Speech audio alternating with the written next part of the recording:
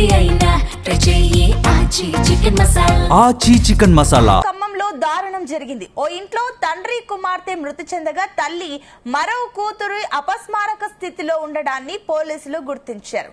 నేలకొండపల్లి మండలం అనంతసాగర్ కు చెందిన కన్నతల రాము జర్నలిస్ట్ కాగా భార్య రమ్య కుమార్తెలు దివ్యనైని దక్షితతో కలిసి ఓ అద్దె ఇంట్లో ఉంటున్నారు. 4-5 రోజులుగా రాముకు ఆయన కుటుంబ సభ్యులు ఫోన్ చేసినా ఎత్తకపోగా ఆయన భార్య రమ్య ఫోన్ ఎత్తి రాముకి ఆరోగ్యం బాగలేక తాను మాట్లాడుతున్నట్లుగా పలువురికి సమాచారం ఇచ్చింది.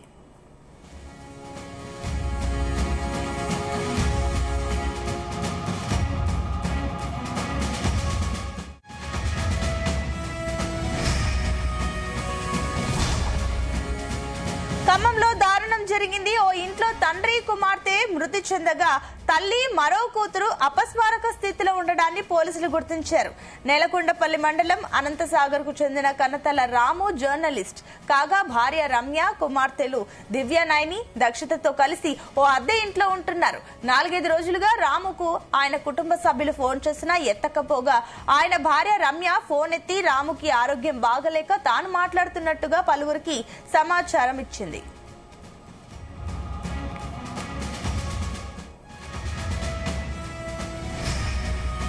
ఆదివారం ఉదయం ఓ మహిళ రమ్య ఇంటికి వచ్చి పిలువగా రమ్య దుప్పటి కప్పుకొని బయటకు వచ్చి రాము అనారోగ్యంతో ఆసుపత్రిలో చేరినట్లు చెప్పింది.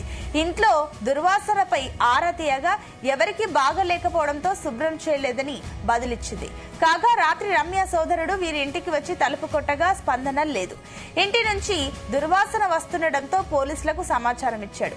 పోలీసులు ఇంటి తలుపులు పగలగొట్టి చూడగా మంచం కింద రాము కూతురు దివ్యనైని మృతదేహాలు కనిపించాయి. గది నిండా రక్తం ఉంది. అప్పటికే 2 మృతదేహాలు కుళ్లిపోయాయి. మంచం పక్కనే రమ్య చిన్న కూతురు దీక్షిత అపస్మారక స్థితిలో ఉండడంతో ఆసుపత్రికి తరలించారు.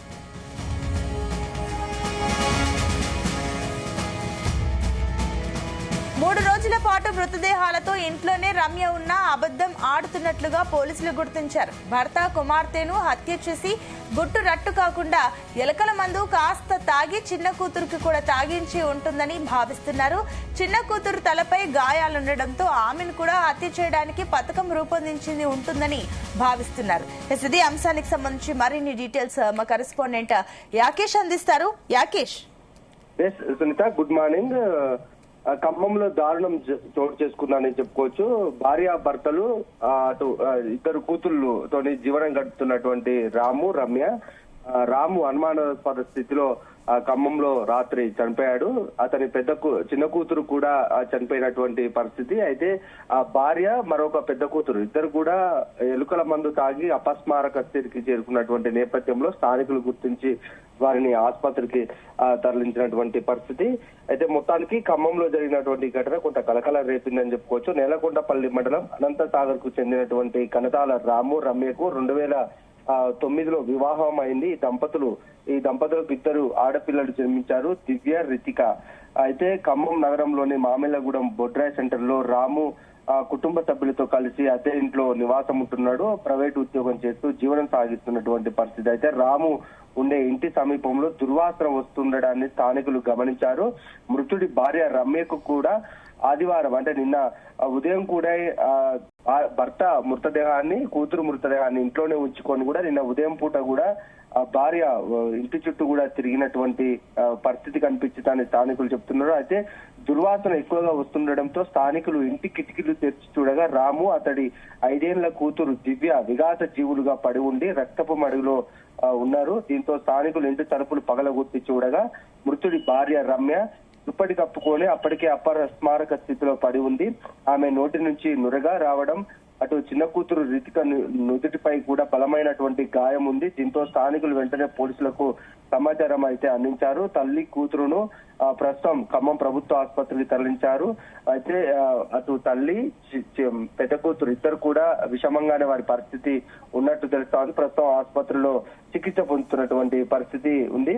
అయితే మృతుడు రాము అటు దివ్య అనుమానాస్పదంగా మృతి చెంది 2 రోజులు కూడా అయి ఉంటుందని స్థానికులు అటు అధికారులు కూడా చెప్తున్నటువంటి సిచ్యువేషన్. రాము అతను మృతుడు చనిపోయిన తర్వాత కూడా భార్య ఇంట్లోనే భర్తతోటి ఉన్నది, కూతురు మృతదేహంతో కూడా ఉన్నటువంటి నేపథ్యంలో అతడికి వచ్చేటువంటి ప్రతి ఫోన్ ను కూడా ఈ భార్యనే లిఫ్ట్ చేసింది. రాముకు వచ్చిన ప్రతి కాల్స్ లిఫ్ట్ చేసినటువంటి భార్య అతడి ఆరోగ్యం బాగలేదు, నిద్రపోతున్నాడని కూడా రమ్య చెప్పినట్లు మృతుడి పేరెంట్స్ బంధువులు కూడా చెప్తున్నారు.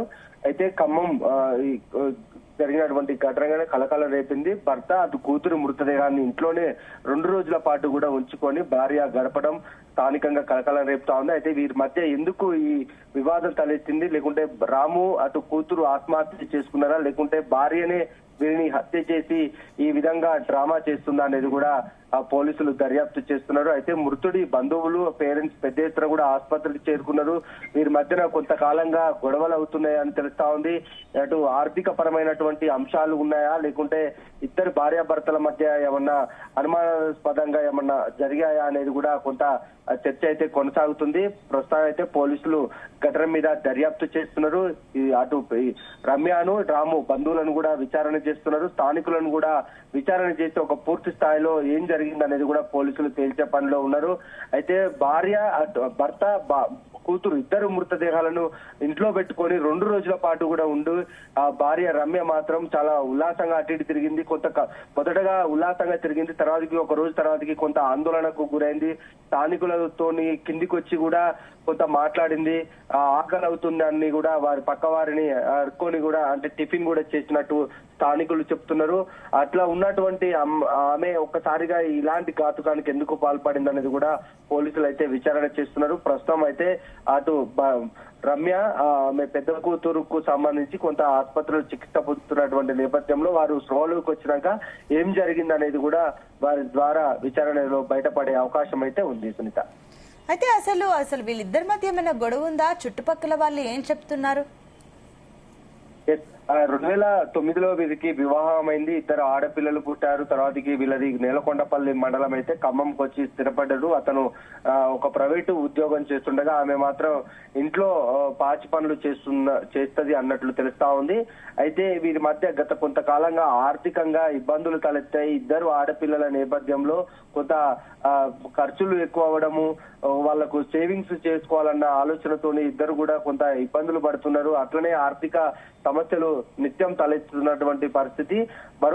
మరోవైపు భార్యకు వేరే వివాహేతర సంబంధాలు ఉన్నాయనేది కూడా ఒక సమాచారం ఉంది. ఆ నేపథ్యంలోనే ఆమె తన ఇంకా ఎవరితోనైనా కలిసి వీరిని హత్య చేసింది అనేది కూడా కొంత చుట్టుపక్కల అయితే చర్చ కొనసాగుతుంది. ప్రస్తుతం దీని మీద ఎవరు కూడా అటు మృతుడి బంధువులు గాని ఇటు రమ్య బంధువులు గాని ఎవరు కూడా నోరు విప్పడం లేదు.